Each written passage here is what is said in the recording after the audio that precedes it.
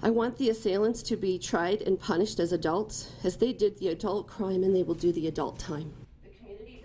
The daughter of murdered bartender Steve Garrick spoke out about the teens charged with his murder for the first time yesterday. Albuquerque police say the boys, all minors as young as 14, were out mobbing, breaking into cars and homes in late June. After they broke into Garrick's Northeast Heights home, police say he confronted them. One of the teens shot and killed him. Police say they tracked the boys down through credit cards they stole that night and surveillance video of them using those cards. Without the assistance of the retailers and the other people who provided us with specific information, including video footage, I don't think we'd be where we are on this case.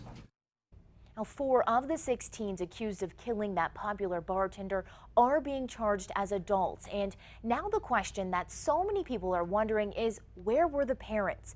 Many of the parents were in tears as the boys were taken into the courtroom to face a judge yesterday.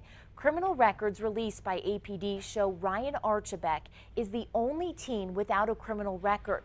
The rest lived recent lives of crime with run-ins for burglary, stealing, car theft, running away, and more.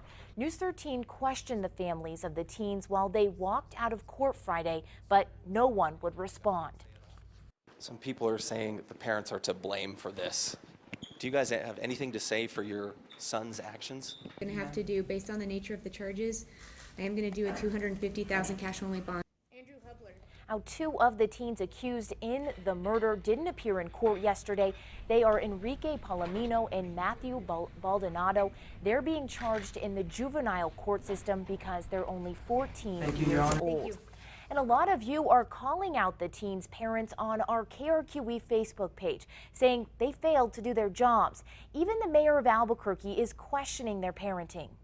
You know, these kids aren't out committing these crimes without somebody out there promoting them to do that, in my opinion.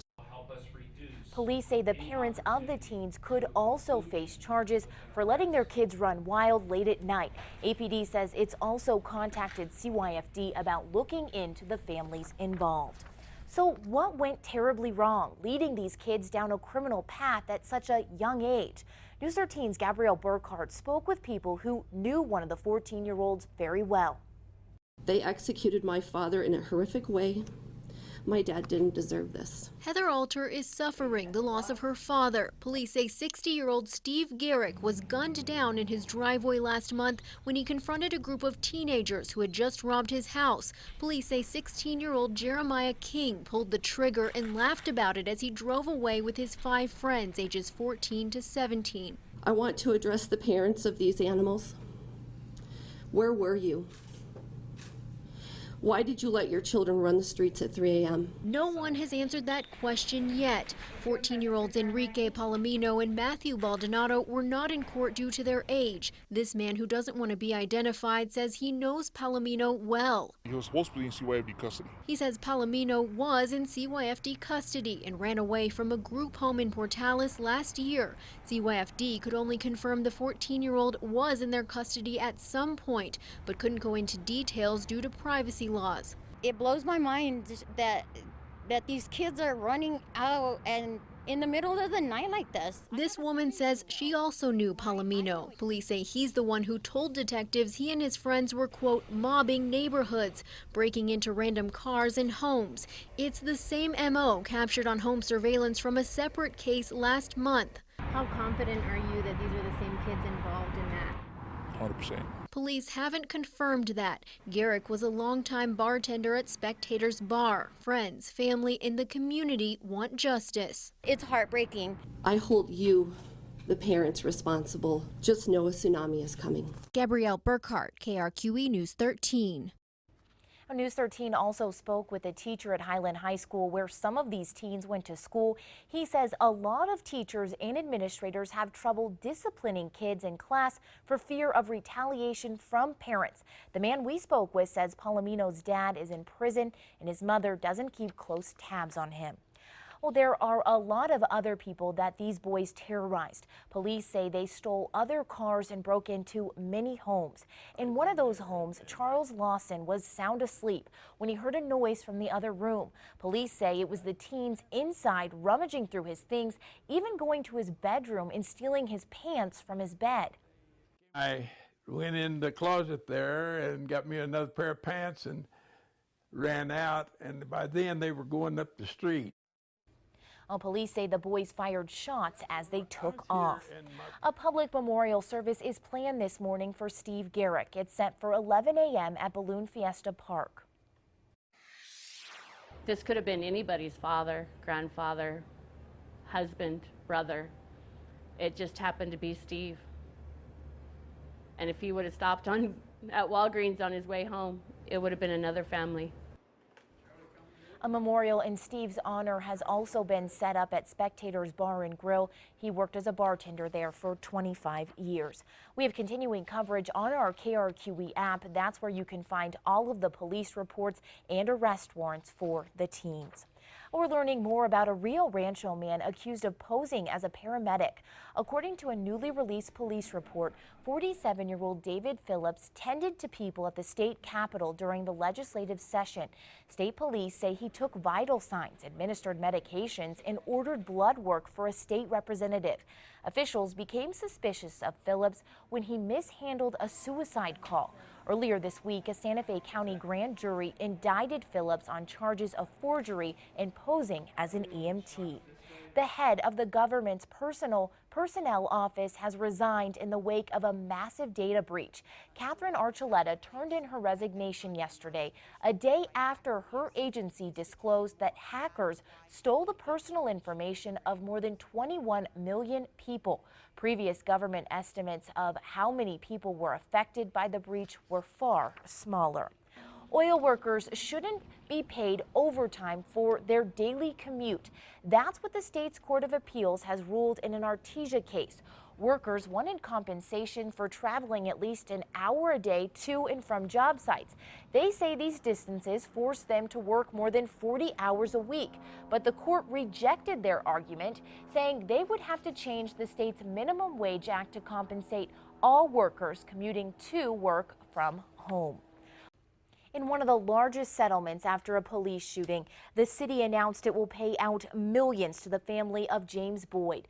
News 13's Lizzie Mitri has more on how this case changed the public's view of police shootings. Do it. The graphic and excruciating nature of that footage changed everything.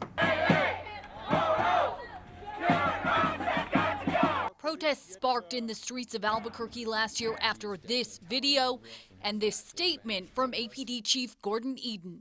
Do you believe this was a justified shooting? Do I believe it was a justified shooting? Yes. If you follow case law, Garner versus Tennessee. APD officers Dominique Perez and Keith Sandy shot and killed James Boyd, a homeless camper in the foothills. People who are typically invisible, like the homeless among us, became visible, and police violence and misconduct became visible. Boyd's family sued, saying police escalated the situation that led to Boyd's death. Now, more than a year later, the city is settling the lawsuit, paying $5 million to the family. It's the city's third largest settlement for a police shooting, following an $8 million payout for the death of Kenneth Ellis and $6 million after the death of Christopher Torres. So did the city do anything wrong in this case? Right. I think you can always look at police tactical situations and evaluate, what went right, what didn't go right, and what went wrong. And this was a situation where it didn't have a good outcome. But the city says the settlement is not an admission of guilt. The lawsuit pushed for a change of APD policies, and the attorney for Boyd's family says what's happened since the city reached an agreement with the Department of Justice is promising. They're very, very encouraged by the work of the city with the DOJ to protect the homeless in our community. Lizzie Mitri, KRQE News 13. The criminal case in the Boyd shooting is still pending. A special prosecutor is pursuing second-degree murder charges against APD officers Keith Sandy and Dominic Perez. Accused cop killer Andrew Romero now has his trial date set. Yesterday in court, the judge set the date for next June.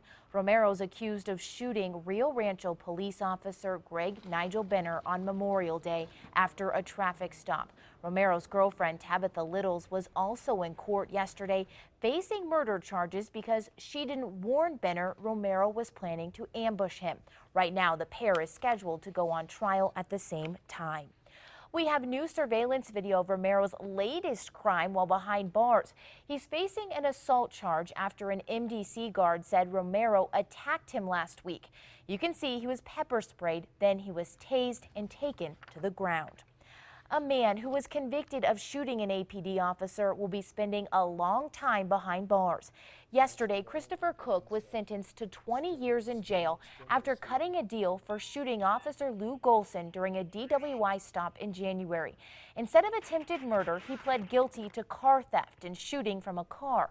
Officer Golson was in court yesterday and agreed with the decision. Another officer's not going to have to worry about getting shot. A citizen's not going to have to worry about getting shot. Had we gone to trial, he may have only been looking at a maximum of 3 years in prison.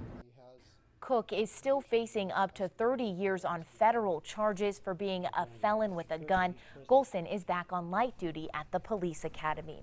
Roswell police are asking for help finding a woman who vanished under suspicious circumstances. 55-year-old Margarita Diaz hasn't been seen since Thursday. Her daughter says she talked to her mom in the afternoon, but when she went to her house a short time later, she wasn't there. Her car, her keys, and her purse were. Since then, the daughter has received no answer on her phone.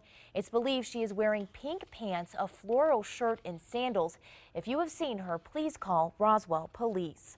We now know who the person inside the Department of Tax and Revenue accused of giving special treatment to a taxpayer.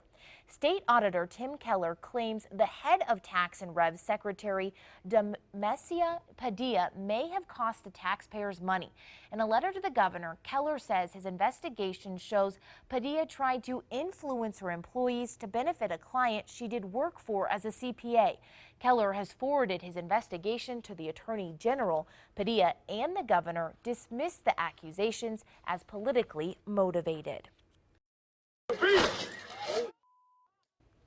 Amusement park rides are supposed to be scary, but not this scary. The bungee cord attached to this ride at a park in Wisconsin snapped. It happened just seconds before the catapult was going to launch them in the air. It was extremely loud. I didn't really know what was happening. I mean, it was like a split second. That's how fast it came down. No one was hurt. The ride's operator says it has since been fixed and inspected.